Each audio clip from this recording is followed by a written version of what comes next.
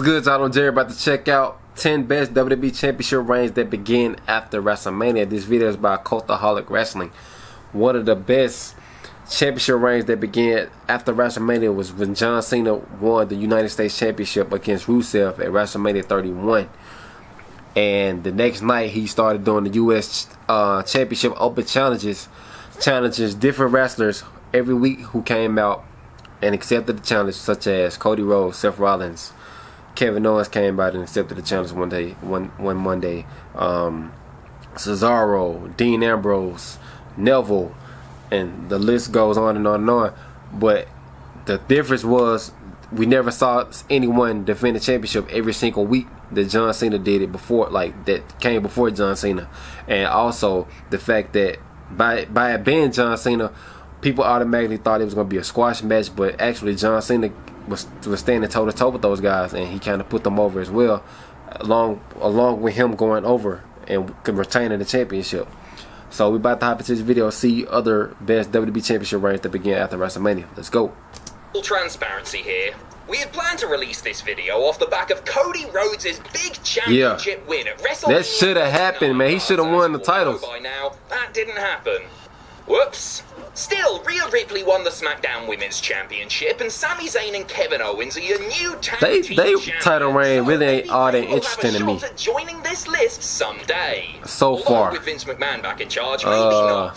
For now, though, let's look back at happier times. I still want to say Batista's WrestleMania reign, and these are the 10 best World Heavyweight Championship reign that began after WrestleMania 21. Join us.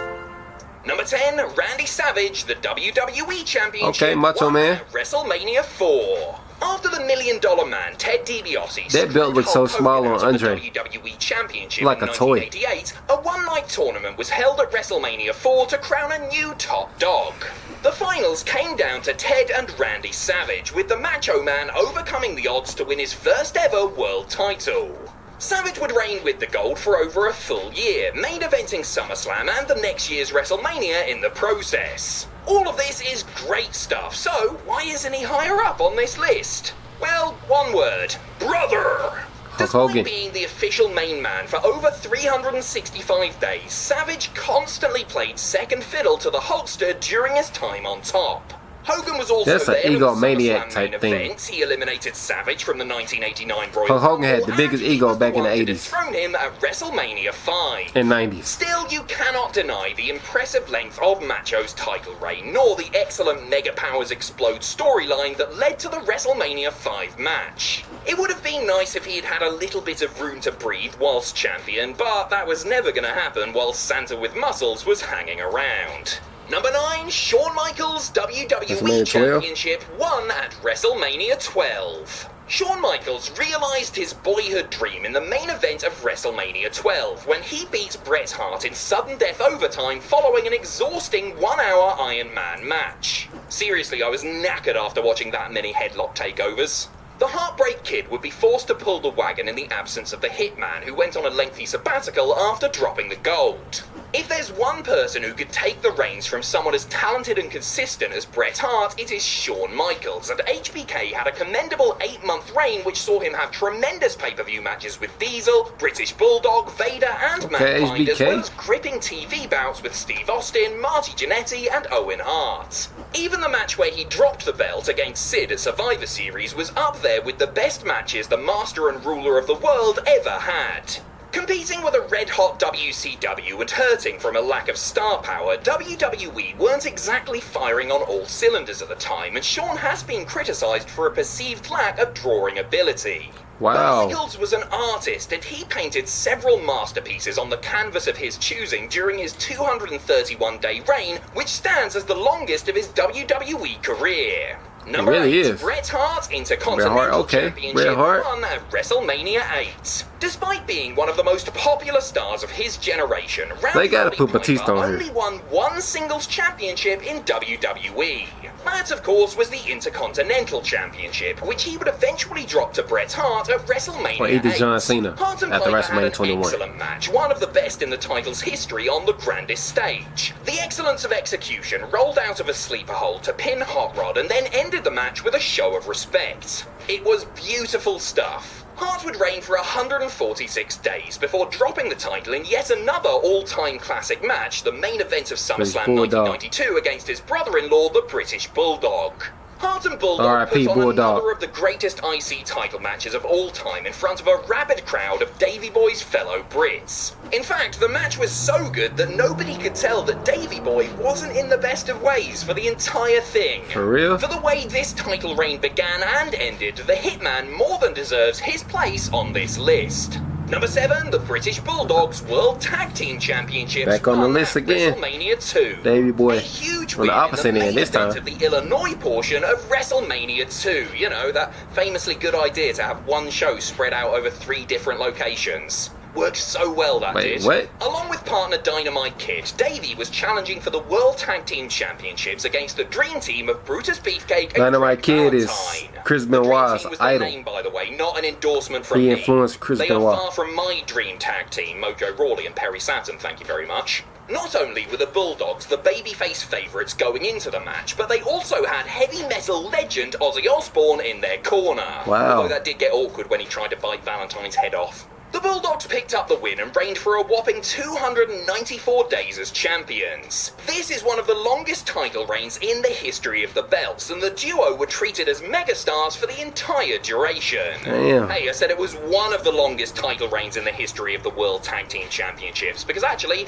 there's a longer one. Number 6, Demolition, the World Tag Team Championships won at WrestleMania 4. 2 years after Davey Boy and Dynamite Kid won the titles, Axe and Smash of Demolition also captured the belts by beating Strikeforce at WrestleMania 4. What followed was a championship reign of epic proportions as the Road Warrior knockoffs held onto their precious prizes for a frankly crackers 478 days.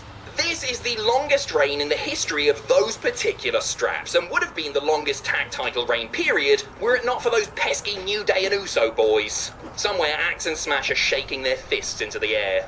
This gargantuan run would carry over to WrestleMania 5, where the pair were forced to defend the belts against the Powers of Pain and their former manager, Mr. Fuji. Demolition's record-setting reign would eventually come to an end in the summer of 1989 when the team lost a 2 out of 3 falls match to the Brainbusters. Demolition will always have a place in the history of tag team wrestling in WWE, even if those darned young'uns have now stolen their crown. Usos. Number 5, Becky Lynch, the Raw Women's Championship, won at WrestleMania 35. WrestleMania 35 saw history made when 3 women main evented the show for the first time. That was a pretty good match. That ending was like, history books as the longest thing it was like a botched ending to me. ever. I'm pretty sure it's still going on somewhere.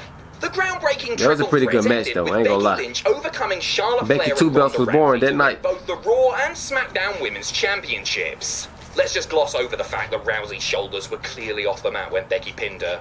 Lynch's reign with the blue belt would end after just 41 days when she lost it back to Charlotte at Money in the Bank. Her time with the red Let's try to get cashed in was on. much longer, as the last kicker would be Raw champion for almost 400 Yeah, she had to days. vacate the title due to She would pregnancy. regularly defend the title against the likes of Lacey Evans, Natalya, Sasha She got Banks, pregnant, and Asuka. so she vacated and she the title. would have been champion for much longer Yeah. too, had she not been forced to give up the belt after falling pregnant.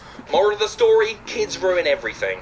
You could argue that she should have dropped the title to Shayna Baszler at WrestleMania 36, but this was still a big-time reign from big-time Bex. Yeah.